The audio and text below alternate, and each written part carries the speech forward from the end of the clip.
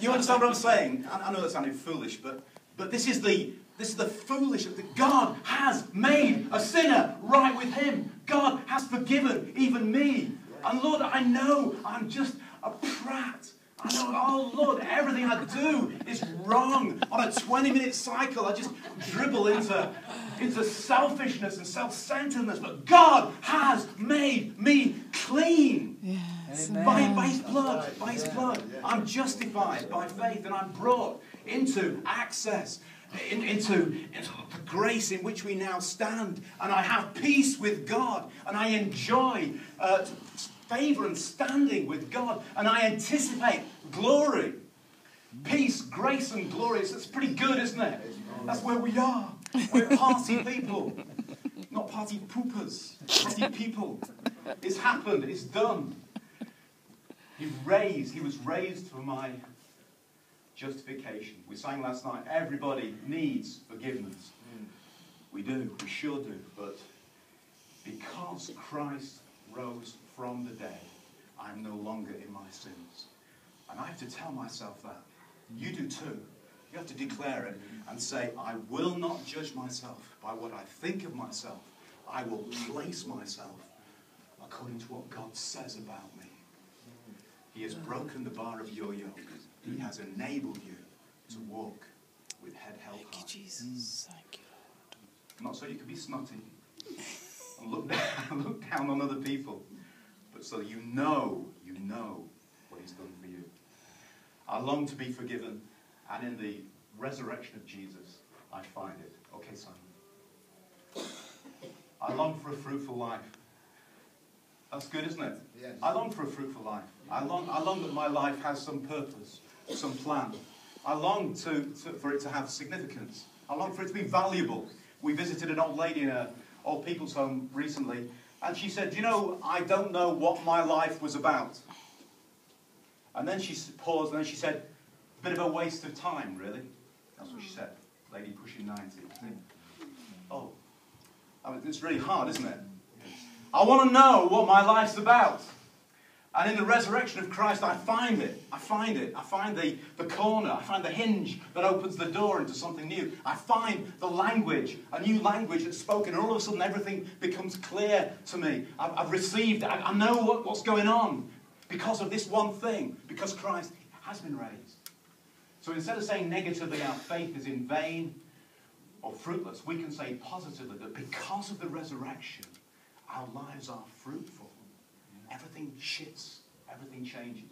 The need has never changed in spite of sin. And now we're no longer in our sin. That longing is satisfied by the resurrection of the Lord Jesus Christ. The life I live by faith in the Son of God who loved me and gave himself for me. Galatians 2, verse 20. I long for a fruitful life. I long to be free of sin. I long for absolute truth. We're living in a day, I live in Ireland, and we're about 10 or 15 years behind what's happening in England with the adjusting of what is truth and what is falsehood. And so we're kind of watching from the sidelines about the things that are going on here, about the redefinition of marriage, about teaching children that it's okay to be homosexual, redefining things. But in the resurrection of Christ, I find a really important point, that there is absolute truth. It's like a boundary stone, and a boundary stone that can't be moved. Remember that proverb says, woe to those who move boundary stones. And this is a line. And I take my stand on this line that can't be moved. You can't really ultimately break the Ten Commandments. You can only break yourselves on them, because the Ten Commandments are like the framework of the universe. It's how God is. You can't say what is evil is good. Are you with me here? Yes. You can't shift about with those things. And if you're working and witnessing in England, and you'll find that the pressure's on, isn't it? The pressure's on. The pressure's on. We may even see, so in this country, in this area, 300 years ago, it was a crime for a non-Church of England group to meet.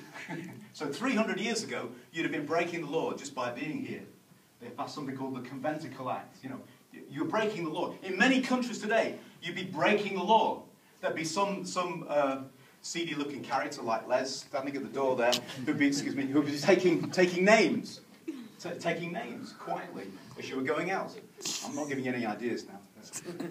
So you're breaking. So the government will say one thing. I'm just long for some absolute black and white in my life.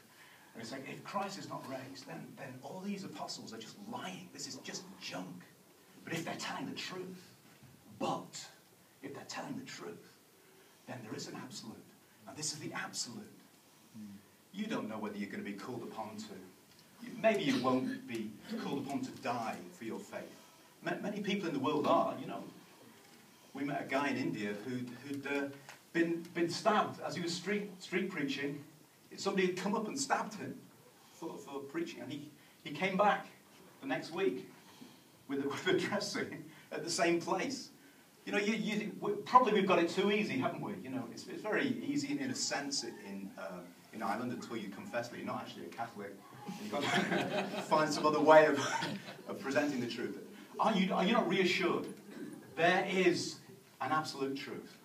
And I have taken my stand upon that absolute truth. There are some things that are black and white that will not be shifted. Christ is risen. The apostles preached what is true. And without the conviction that there are absolutes that can be shared and made the basis for society, we're descending into a kind of anarchy. I don't want to sound like the Daily Mail or something, but we are, where everything is right in its own right. It seems very curious to me that the Prime Minister can want to assert Christian moral values and then want to redefine Christian marriage. You know, that seems to be a very strange hypocrisy. We're standing, and you may be called to stand in ways, maybe you won't lose your life, but you may lose your reputation. And if you're a young person at school, it's, you know, we're praying with lots of teenagers who are at school. It's really tough to stand up and say, well, evolution is a perspective. I have another perspective. Can you give me the credit for my perspective if I give you the credit for yours? You know, teaching teenagers to stand. Lord, you know, you pray mightily for young people who are going into workplaces or people who have a calling to be foster parents. Where I mean, we were foster parents for some years, and okay, I'm not going to little sign coming at me. But these are serious issues where we stand.